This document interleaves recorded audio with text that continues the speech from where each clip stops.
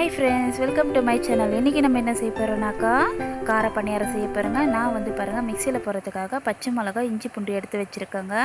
இது எல்லாத்தையும் அலசி நான் ரெடி பண்ணி வச்சுருக்கேன். இது மிக்சியில் போட்டுடலாங்க.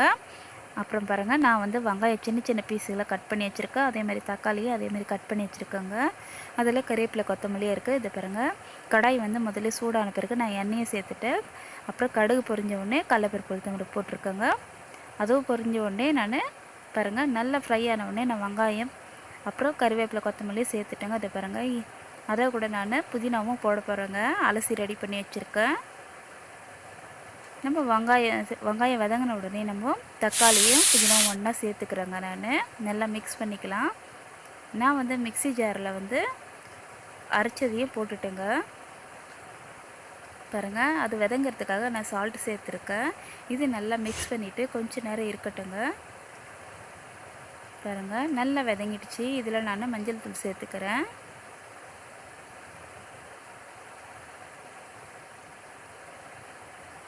உங்களுக்கு வேணுனாக்கா வெள்ளையை வேணுனாக்கா மஞ்சள் தூள் சேர்க்காத கூட செய்யலாங்க. அது பாருங்கள், இட்லி மாவில் நான் வந்து சோட்டா மாவும் சால்ட்டு போட்டிருக்கேங்க. கொஞ்சமாக ஏற்கனவே நம்ம மசாலா போட்டிருக்கோம் இல்லைங்களா, அதுக்காக.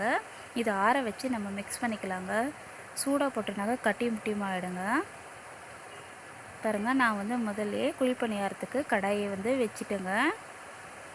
அது சூடான பிறகு நான் ஒவ்வொன்றா உங்களுக்கு ஊற்றி காமிக்கிறேன். பாருங்கள், இந்த மாதிரி கூட செய்யலாங்க. நம்ம குழிப்பணியாரமும் செய்யலாம், இல்லைன்னா தோசை கூட செய்யலாங்க. ரொம்பவே சூப்பராக டேஸ்ட்டாக இருக்குங்க. அதை பாருங்கள், நான் தோசையை கூட செஞ்சு காமிக்கிறேன். இதை பாருங்கள், நான் திருப்பி போட்டுக்கிறேன்.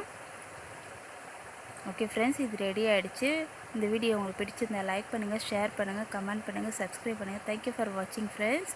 இது குழந்தைங்களுக்கு பெரியவங்களுக்கு ரொம்பவே பிடிக்குங்க.